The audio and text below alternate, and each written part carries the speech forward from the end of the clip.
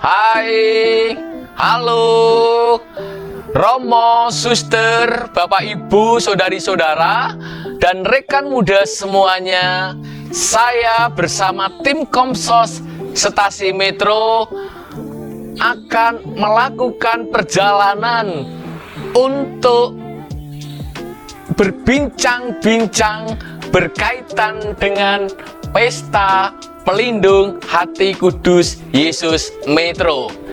Saya akan mewawancarai dari Suster HK, dari Suster FSGM, dari Bruder SCY, dan juga melibatkan umat berkaitan dengan hati Yesus yang Maha Kudus Metro ini. Nah, mari Romo, suster, Bapak Ibu, saudari-saudara, dan rekan muda semuanya, ikuti saya dalam rangkaian wawancara dengan Romo, suster, bruder, dan umat sekalian. Mari.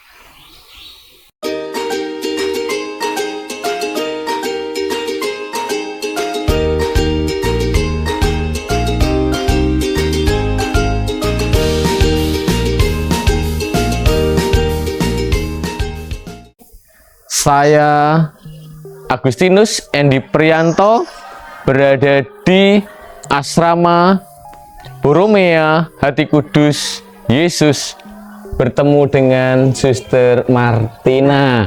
Selamat sore, Suster Martina. Selamat sore, Pak Endi. Baik, Suster. Tanggal 16 Juni itu dirayakan Hari Raya Hati Yesus yang Maha Kudus. Ya, nah. Kebetulan Pesta Kongregasi Suster. Ya, betul. Bolehkah kita mau berbincang-bincang tentang hati kudus Yesus itu? Nah, menurut Suster, bagaimana sih sejarah devosi hati kudus Yesus itu? Nah, begini Pak ya, tentang sejarah devosi hati Yesus yang Maha Kudus. Kalau saya melihat dari sejarah itu, saya melihat ada 4 bagian ya. Bagian yang pertama itu dari gereja perdana, bagian yang kedua itu dari abad ke-7 sampai abad pertengahan, bagian ketiga itu dengan tokoh Margareta Maria jadi penyebar luasan, lalu bagian yang keempat itu bagaimana kemudian para paus menanggapi itu.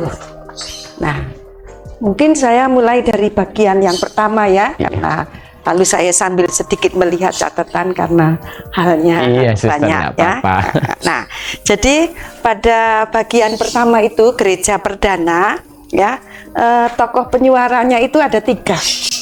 Yang paling tidak yang saya melihat, yaitu Santo Justinus Martir, Santo Irenaeus dari Lyons, dan Santo Paulinus dari Nola.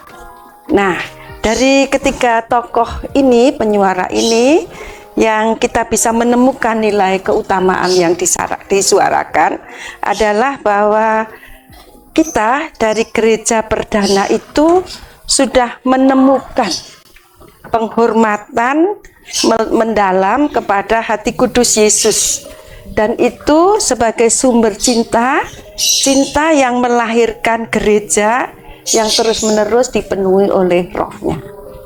Ini yang dari gereja perdana. Sedangkan kalau dari abad ke-7 sampai dengan abad pertengahan, di situ saya menemukan ada 7 tokohnya, yaitu ada Venerabilis Beda, itu yang calon orang kudus, lalu Santo Anselmus dan Bernardus, lalu Santa Melkigdis, lalu Santa Gertrudis, Henry Sens, Paus Innocentius VI, dan Uskup Rennes. Jadi dengan 7 orang itu, lalu apa yang kita temukan dari abad ke-7 sampai dengan abad pertengahan ini tentang devosi hati kudus, yaitu bahwa kita sebagai gereja diteguhkan bahwa dasar dari kebaktian kepada hati Yesus adalah mengalir dari peristiwa wafat Yesus di salib. Nah, wafat Yesus di salib karena cintanya, dan itu dilambangkan, nampak pada lambungnya yang ditikam dengan tombak, sehingga mengucur ya darah, dan darah itu adalah cinta Yesus yang tiada batasnya. Dan cinta itu tanda dari cinta belas kasih Bapa sendiri kepada kita manusia pendosa. Lalu yang ketiga, ini yang paling puncaknya ya, yaitu abad ke-17, era penampakan Yesus. Dan tokohnya adalah Santa Margarita Maria Alacoque dan Santo Claudius de la Colombière. Dia adalah pembimbing rohani dari Santa Margarita ini. Nah, lalu apa yang kita temukan secara mendalam dari devosi ini pada Santa Margarita Maria Alacoque? Bahwa penampakan Tuhan kepada Santa Margarita bagi gereja adalah merupakan pemantik, jadi picu promosi devosi kepada hati kudus Yesus. Lalu perayaan untuk menghormati hati kudus dan persembahan kepada rahmat, penyelamatan, serta persahabatan dengan Tuhan, yaitu bila kita seseorang merayakan Ekaristi dan menerima komuni kudus pada 9 Jumat pertama terus menerus berturut-turut.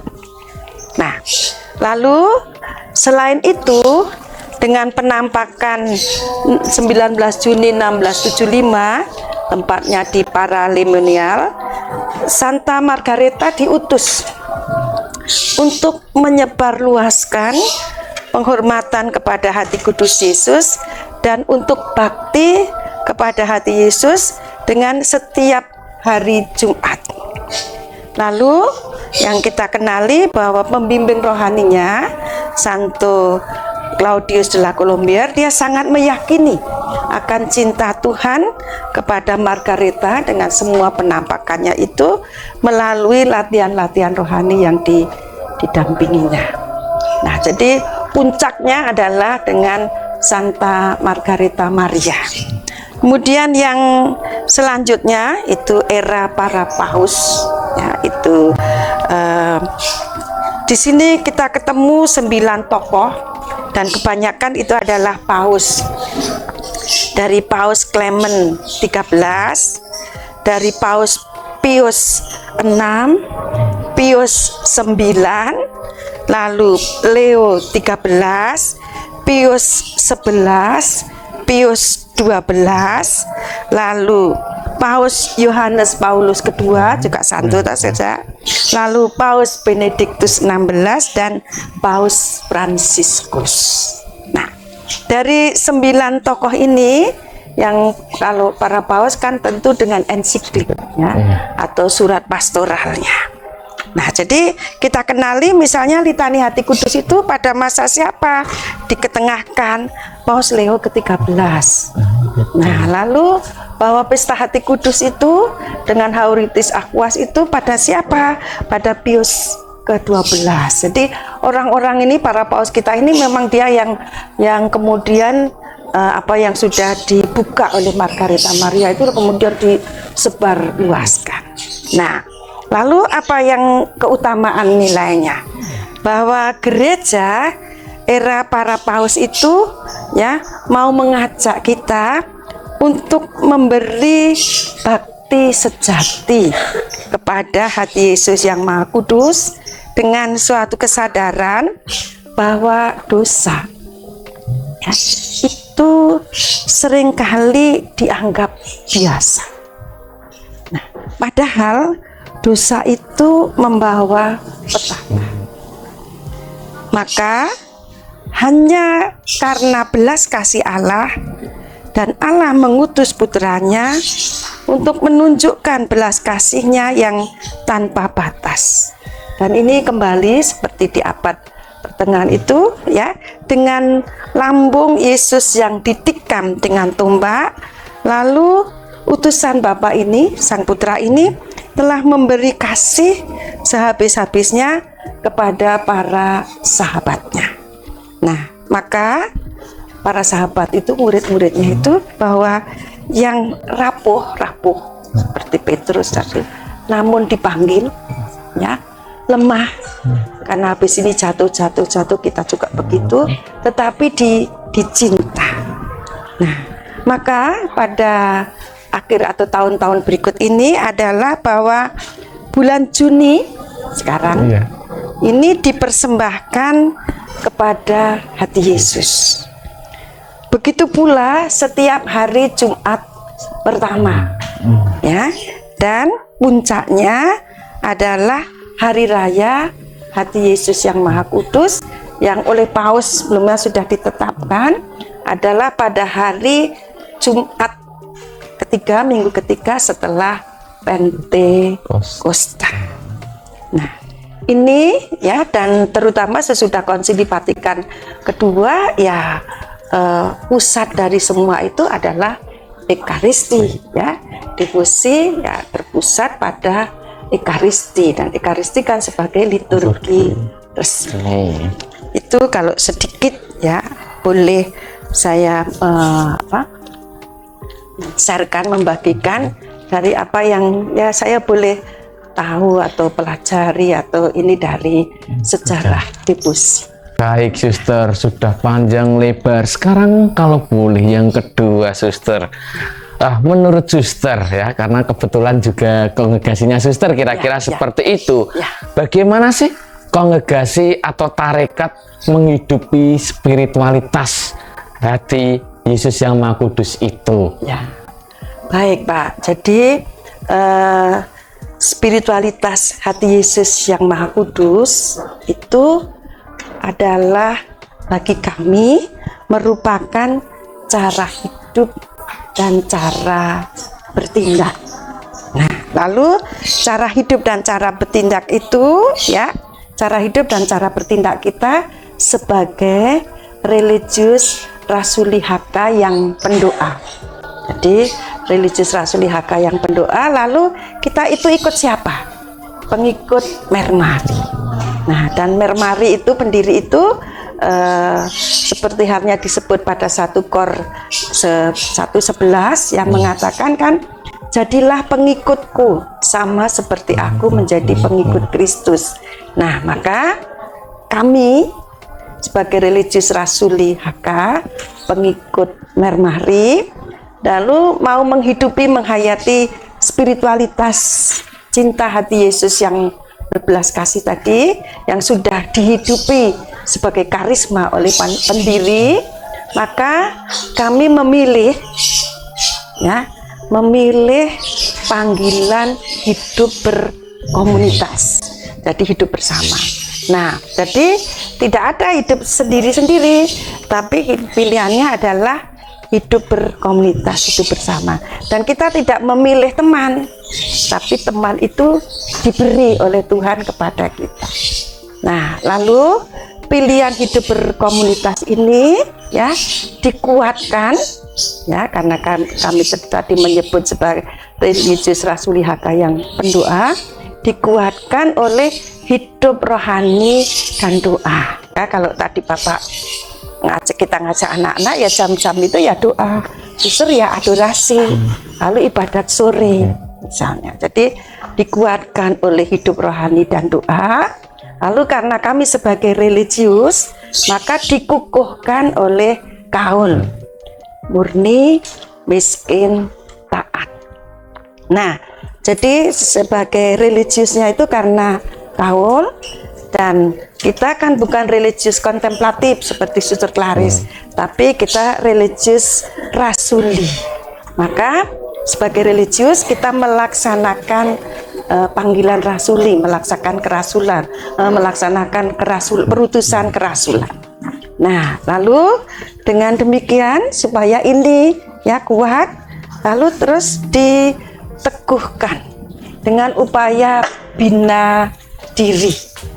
Ya, jadi dengan upaya bina diri supaya yang itu tadi tetap terus berjalan. Kemudian selain itu juga didukung oleh kepemimpinan. Nah, taatnya itu kan selain rasuli juga pada pemimpin, didukung oleh kepemimpinan, baik itu kepemimpinan komunitas maupun kepemimpinan kongregasi, kepemimpinan karya kalau rasuli, ya. Lalu selain didukung oleh itu juga kemudian dilengkapi bahwa kan kita harus hidup, maka oleh tata kelola harta benda dan keuangan. Nah, itu tetap dibutuhkan, itu bukan yang utama, tetapi kita sebagai religius rasuli HK yang pendoa ya tetap perlu itu. Ya, jadi memilih pilihannya adalah hidup untuk menghayati spiritualitas tadi ya Pak ya. Memilih hidup berkomunitas, dikuatkan oleh hidup rohani dan doa, dikukuhkan sebagai religiusnya, dikukuhkan dengan kaul murni miskin taat, ya.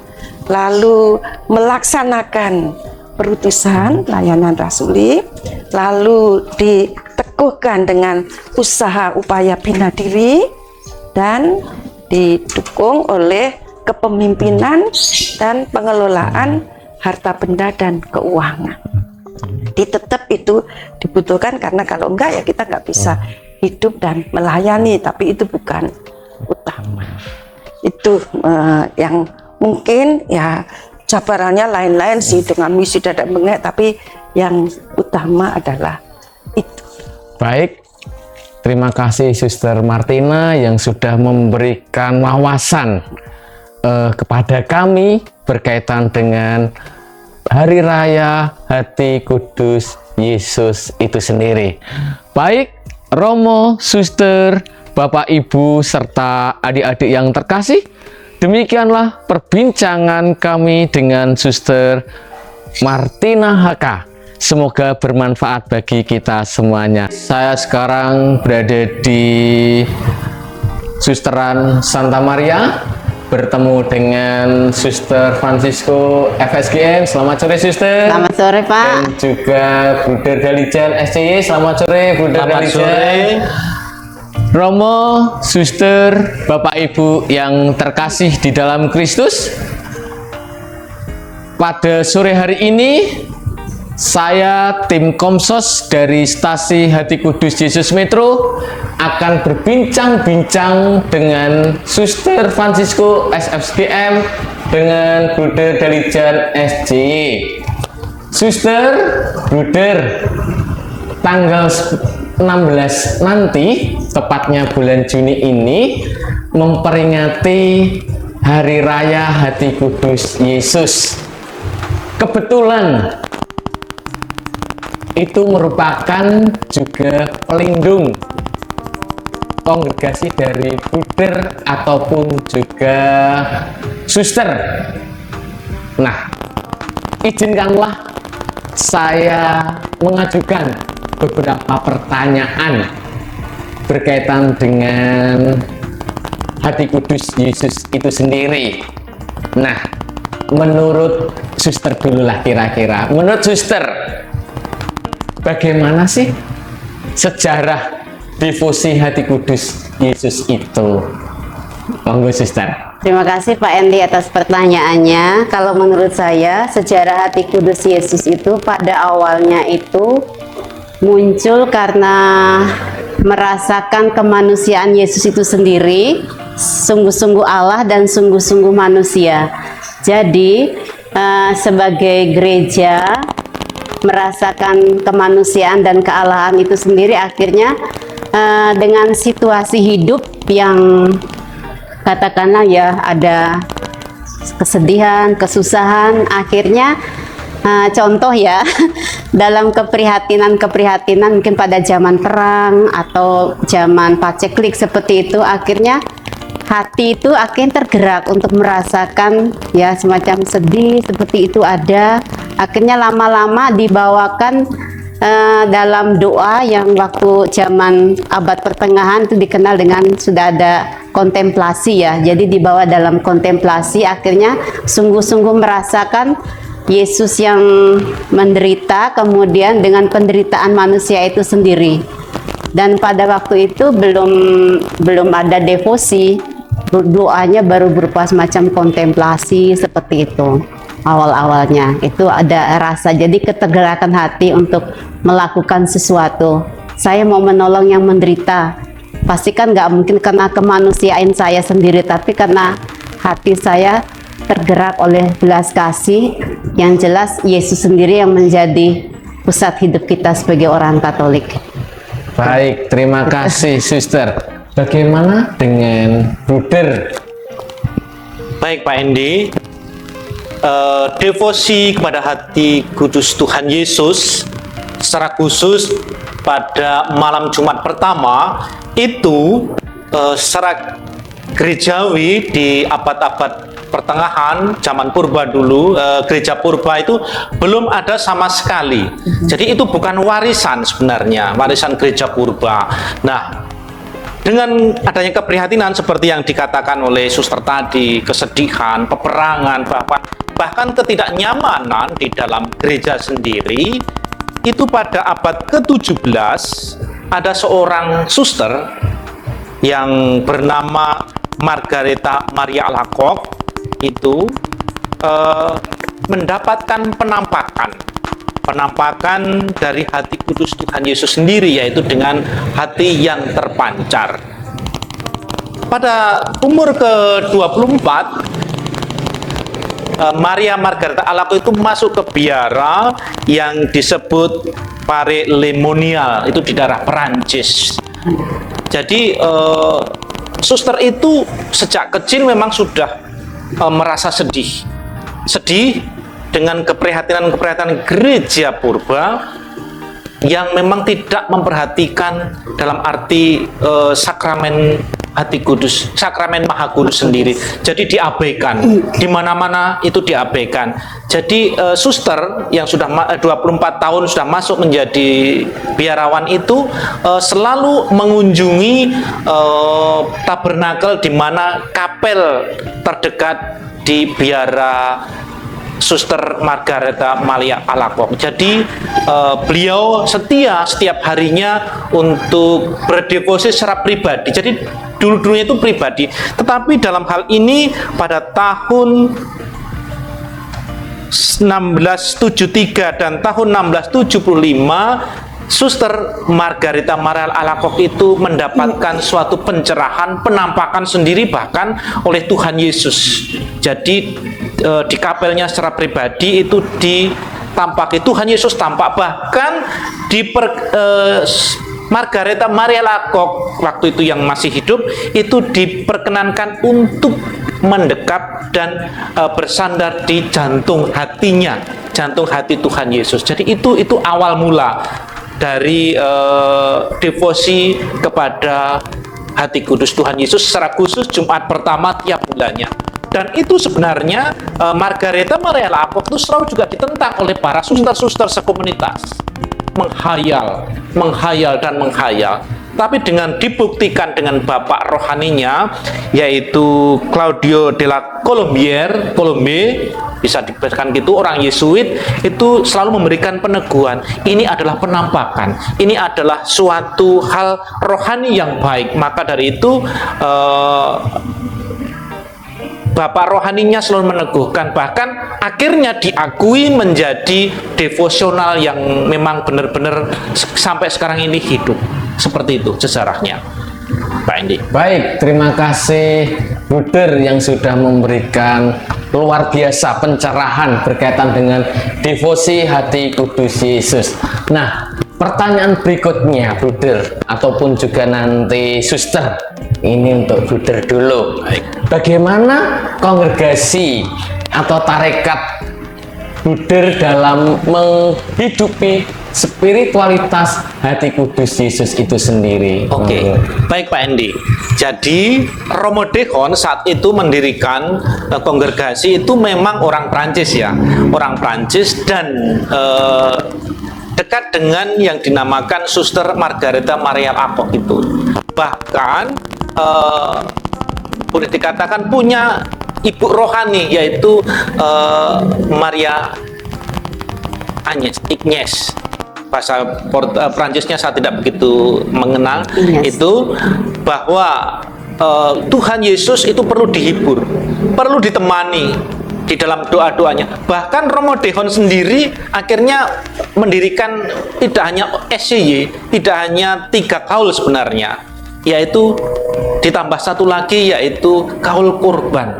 Kurbannya apa? Kurban untuk menghibur sebenarnya, untuk menghibur hati kudus Tuhan Yesus dengan cara apa? Dengan cara adorasi, baik pribadi maupun secara komunal, yaitu di dalam komunitas itu diwajibkan. Maka kami itu diwajibkan untuk selalu adorasi pada yang dinamakan jam kudus. Sebenarnya jam kudus bukan hanya adorasi. Kalau adorasi itu biasanya setengah jam, kalau jam kudus itu 1 jam persis, yaitu pada malam Jumat pertama. Jamnya tidak ditentukan, tapi 1 jam untuk menemani Tuhan Yesus berdoa, penghiburan boleh katakan itu. Maka dari itu dulu dikatakan sebelum dibekukan itu Romo Dehon mengatakan bahwa ini harus ada 1 kaul lagi, yaitu kaul kurban. Kurbannya apa? Kurban untuk menghibur, menemani Tuhan Yesus di dalam berdoa itu. Oke, terima kasih. Lalu bagaimana dengan Suster Francisco FSGM dalam menghidupi spiritualitasnya hati kudus itu? Monggo Suster. Terima kasih Pak Endi. Untuk kami para suster FSGM, kalau Pak Endi sendiri mungkin Bapak Ibu pasti merasa heran, Fransiskan tapi kok spiritualitasnya Hati kudus. hati kudus Yesus. Iya, Suster. Jadi ada semangat Fransiskus Santo dari Asisi juga spiritualitas kepada hati Yesus yang Maha Kudus. Nah, ini tadi seperti di awal sudah saya sampaikan bahwa dulu belum ada devosi kepada hati Yesus yang Maha Kudus, tapi berangkat dari keprihatinan saat itu akhirnya menemukan doa yang dinamakan dengan kontemplasi seperti itu, merasakan apa yang dirasakan Tuhan Yesus sendiri. Nah, sama juga dengan pendiri kami Mother Anselma. Beliau itu awalnya seorang anggota kongregasi Salib Suci yang tinggalnya di Prancis. Karena keprihatinan di daerah Thuine, Jerman, maka Pastor Gerhaldat, pastor paroki yang ada di Jerman, Thuine waktu itu, akhirnya minta bantuan kepada Suster Salib Suci untuk melayani masyarakat yang ada di Thuine saat itu yang mengalami perang ya, perang, kemudian kemiskinan yang sungguh-sungguh luar biasa. Nah, waktu itu Mother Anselma dan beberapa suster diutuslah ke Thuine. Nah, dari keprihatinan saat itu, bahkan ya mungkin sekarang ada katakanlah ada donatur seperti itu, tapi zaman itu kan belum ada karena situasi saat itu masih sangat miskin semuanya. Nah, Mother Anselma ini bermodalkan iman yang mendalam. Bahkan beliau tuh punya kata-kata khusus tercengkam kepada hati Yesus yang Maha Kudus. Kalau dari dalam Alkitab kami itu biblisnya itu landasannya dari Injil Yohanes bab 19 ayat 37, mereka akan memandang Dia yang telah mereka tikam, karena dari dalamnya akan mengalir aliran-aliran arus air yang memberikan kehidupan di sekitarnya. Nah, dari Injil itu makanya saat itu Mother Anselma sungguh-sungguh tidak mau pulang kembali ke Perancis tapi menetap di Thuine, maka mendirikan kongregasi FSGM ya, FSGM. Nah, waktu itu dari Mother Anselma dan Pastor Gerhaldat memang ini memberi usulan ke kepausan ya, untuk ini mendirikan kongregasi baru Fransiskan dari hati Yesus yang Maha Kudus. Berhubung saat itu banyak sekali yang spiritualitas devosinya kepada hati kudus, maka dari Kepausan mengusulkan Fransiskan dari Santo Georgius Martir, di mana pusat FSGM ini tumbuh saat itu. Nah, maka terjadilah seperti saat ini yang terkenal dengan FSGM. Kalau Pak Endi kenal, datang ke Lampung sudah lebih lama, dulu kenalnya FRPR, Fransiskanes Pringsewu. Nah, pada tahun 2000 kalau nggak salah berubah menjadi FSGM Fransiskan dari Santo Georgius Martir. Nah, wujud nyata yang kami hidupi sehubungan dengan devosi kepada hati Yesus yang Maha Kudus, ya karena Muder Anselma sendiri mengajak para suster saat itu supaya sungguh-sungguh hidup dekat dengan Kristus sendiri dan memandang hati yang tertikam, yang mengalirkan air dan darah, karena itu menjadikan sumber kekuatan. Bahkan beliau sendiri mengajak para suster supaya setiap malam Jumat itu dijadikan hari rekoleksi dan adorasi. Nah, dalam perjalanan waktu sampai saat ini, untuk rekoleksi itu biasanya di rumah pusat pendidikan, tapi kalau yang di komunitas seperti yang saat ini, ya malam Jumat kami tetap melakukan adorasi 1 jam. Kemudian di malam Minggu dalam bulan pertama itu adorasi, kalau yang di komunitas kami menyesuaikan kurang lebih 1 jam, tapi kalau yang di rumah pusat Pringsewu itu 24 jam kalau pada malam Minggu dalam bulan pertama. Sedangkan di Jenderalat di Jerman itu ada adorasi abadi. Ada adorasi abadi. Kemudian untuk di rumah pusat di Pringsewu, untuk FSGM di Indonesia pusatnya di Pringsewu itu adorasi itu setiap hari. Setiap hari karena di sana lebih banyak anggotanya, sedangkan kami sini meskipun komunitas kecil, tiap hari juga kami ada adorasi 1 jam. Itu yang kami lakukan, tapi yang untuk secara bersama itu dalam seminggu kami 2 kali melakukan. Kemudian pada setiap malam Jumat kami juga mengenang peristiwa Getsemani sampai ke Kalvari ya.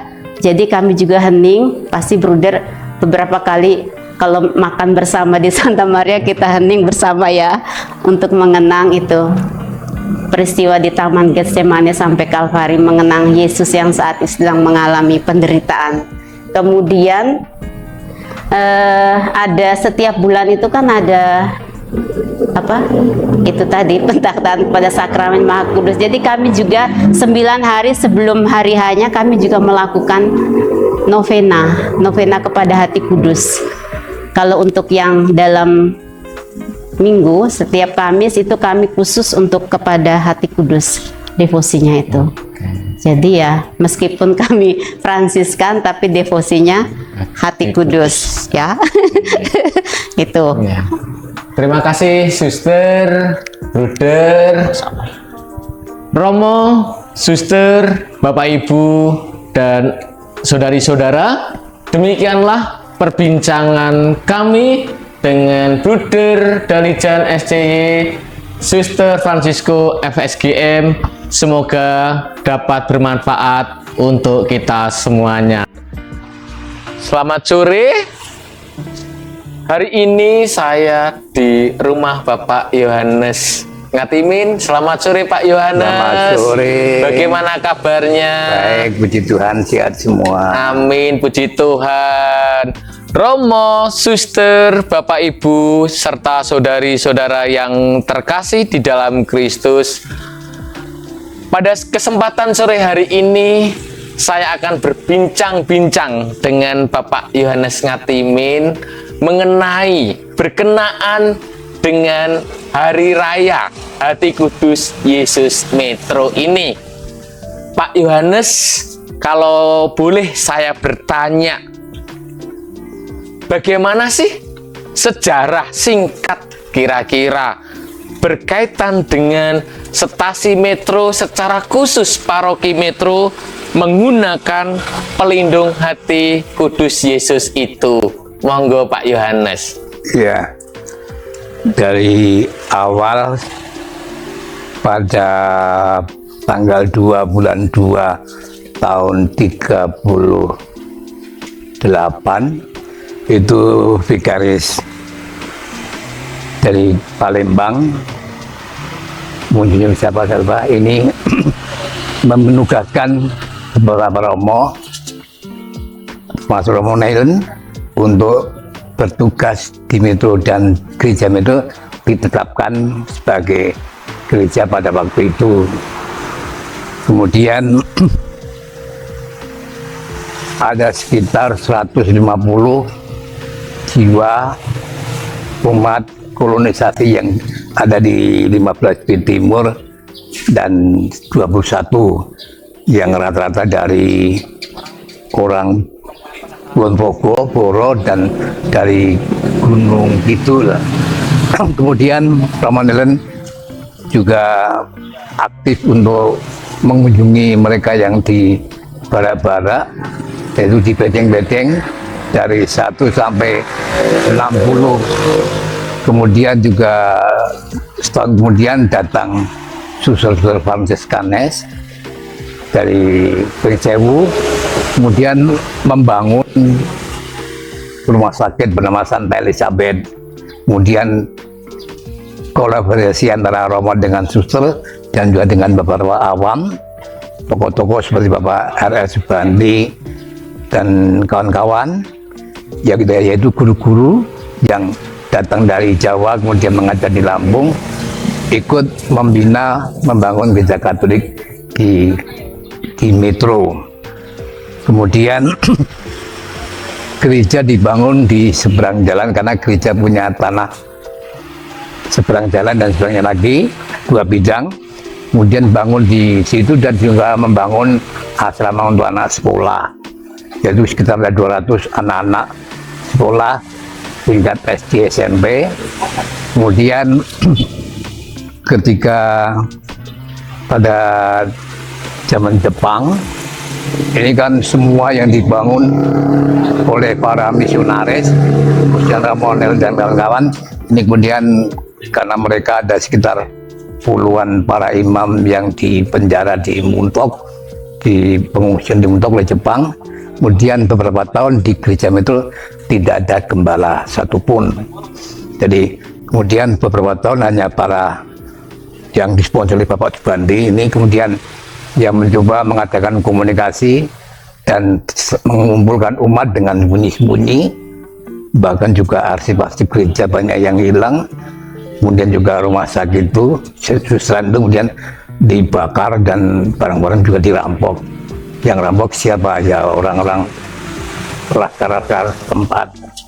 Kemudian Bapak Subandi selalu berkomunikasi ke Tanjung Karang, dari Metro ke Tanjung Karang dengan jalan kaki, kadang-kadang bersama dengan Ibu Felicitas, seorang ibu guru juga.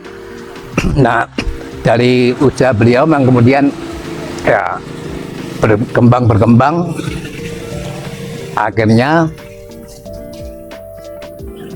didirikanlah, dibangun sebuah gereja Santa Melania, ya Santa Melania, Santa Melania, karena itu yang bangun, yang biayai dari Yayasan Melania di Belanda. Kemudian gereja itu tidak dirasa kurang besar, akhirnya dari Vikaris Jenderal dari Palembang, Keuskupan Palembang, kemudian membangun gereja di seberangnya. Sedangkan ketika zaman Jepang kan harta benda gereja itu tidak tahu kemana-mana gitu ya, tersebar. Artinya ada yang hilang dan sebagainya. Bahkan buku Liber yang nomor 1 itu hilang, nggak ada. Kemudian tanah juga terlantar. Tanah terlantar, kemudian yang tanah seberang itu kemudian diminta oleh pemerintah, tapi kemudian dengan tukar guling dibangunkan gereja di depan. Ya dengan gereja Hati Kudus, gereja Hati Kudus. Kemudian ya setelah zaman Jepang selesai, ya peranan para awam ini luar biasa. Jadi dengan diberkatinya gereja itu oleh uskup, kemudian ya dapat dikatakan ya status gereja Katolik itu menjadi semacam ya paroki. Kemudian berkembang tidak hanya sekitar metro, tapi juga sampai ke arah Lampung Timur, sampai ke daerah Sukadana, kemudian Sekampung, kemudian sampai ke Jabung, Bugung Raharjo, dan sebagainya. Jadi ketika itu pernah jumlah umat Katolik itu dengan strategi itu mencapai sekitar 13.000 jiwa. Nah pada zaman ke G30S ini gereja juga mengalami perkembangan yang besar. Pada tahun 67 ini pernah terdaftar, ada 1 tahun ya, ada simpatisan baru sekitar 1.000 orang yang kemudian semua orang dikasih surat Katolik, tetapi belum dipermanenkan. Kemudian ya begitulah perkembangan sampai ya era Orde Baru ya itu. Kemudian Lalu bagaimana sih Metro ini menggunakan pelindung hati kudus? Pas kebetulan tanggal 16 nanti itu merayakan pesta hati kudus gitu kira-kira. ya sebenarnya tradisi seperti pesta hati kudus, apalagi ulang tahun pesta hati kudus itu belum berlangsung lama ya, mungkin sekitar 2000-an ke sini ya. Kemudian sebelumnya itu memang tidak pernah ada nama pesta pelindung, yang bisa biasa saja ya. Kemudian memang dulu namanya sesuai dengan kop gereja itu ya hanya paroki Hati Kudus. Hati Kudus saja. Ya dulu juga gereja dengan nama Hati Kudus. Kemudian kalau tidak keliru sepertinya pada zaman Romo Dea Suratno itu sepertinya mencoba meluruskan dengan menambah dengan nama itu Hati Yesus yang Maha Kudus. Paroki tapi itu paroki dalam arti Metro masuk bagian dari paroki Hati Kudus, Hati Yesus yang Maha Kudus. Ini kalau tidak salah saya pernah lihat itu dengan notaris dari tercatat di notaris di Sleman Yogyakarta, nama Hati Yesus yang Maha Kudus itu. Tetapi lingkupnya itu juga nggak jelas, kayak lingkupnya itu hanya kota Metro, jadi Metro, Bantul, dan Purwoasri, yaitu yang dalam catatan di notaris itu. Tapi mungkin lebih jauh bisa dilihat di arsip gereja bagaimana. Tapi muncul nama itu yaitu sejak Romo Dea Suratno. Jadi sekitar tahun lupa ya tapi. Jadi sejak Romo Dea Suratno itu setelah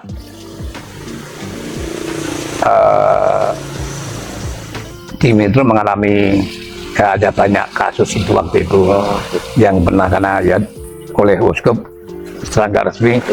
Umat nggak tahu itu ada semacam suspensi ya gitu, selama setahun tidak ada Romo Paroki.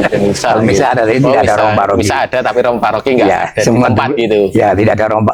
Jadi dari tahun lalu jadi Romo Suratno itu dengan logo seperti ada salib di pasuran itu. Itu seingat saya itu mengenai Hati Kudus Yesus, Hati Yesus yang Maha Kudus.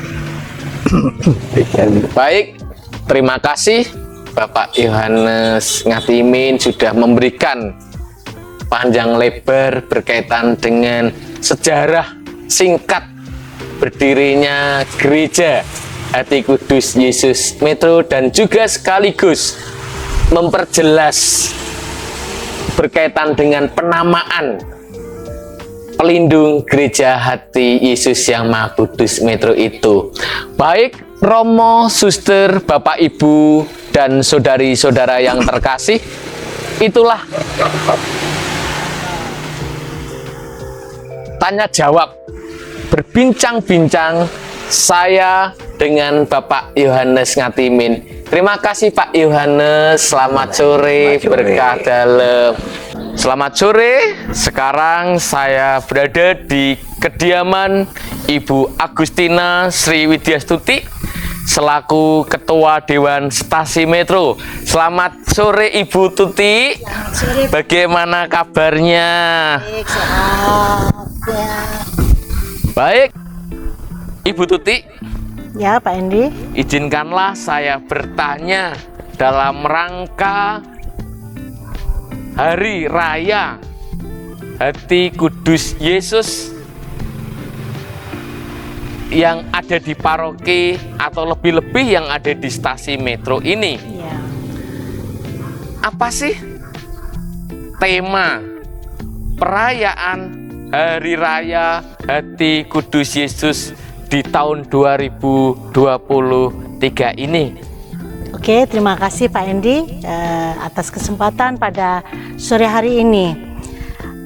Tema untuk Hari Raya Hati Kudus Yesus tahun ini adalah sepenuh hati menjadi gereja yang inklusif dan peduli, yaitu tema yang kita pakai untuk acara Hari Raya tahun ini. Seperti kita ketahui, biasanya kegiatan Hari Raya itu dipusatkan di gereja paroki Hati Kudus Yesus Metro yang kebetulan juga menjadi gereja stasi, gereja pusat. Tapi untuk tahun ini Pak Endi, Romo Paroki mempunyai kebijakan untuk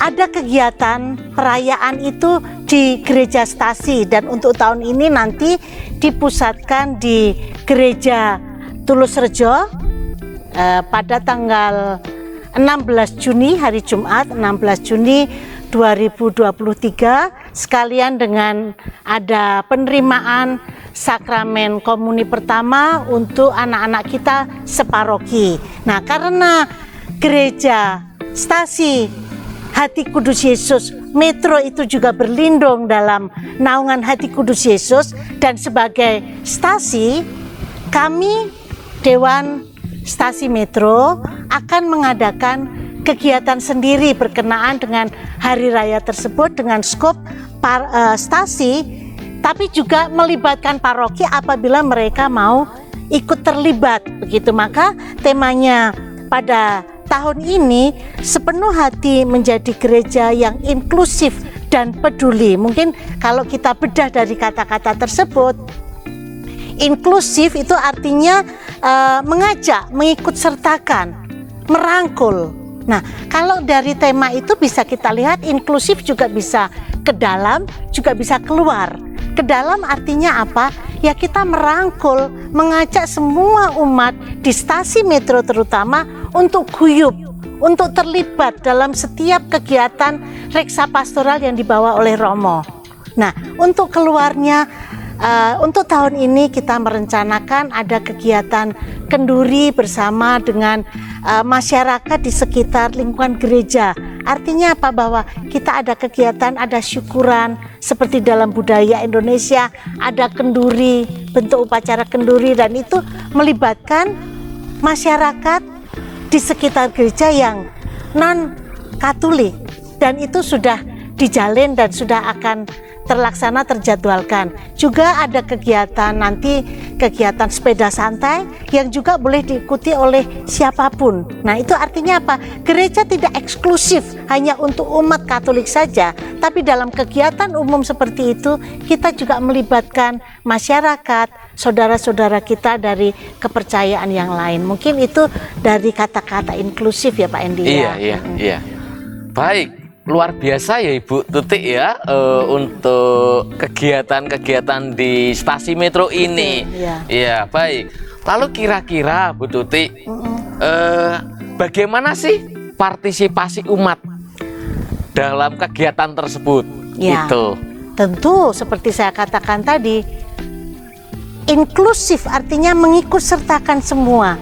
Harapannya semakin banyak umat yang terlibat, ya kan? Nah, kita lihat dari kegiatan-kegiatan yang sudah disusun panitia, seperti kita tahu karena ini banyak melibatkan masyarakat luas dan sebagainya, masyarakat sekitar, dan dalam 5 pilar gereja hal-hal yang berhubungan dengan keluar adalah bidang martiria.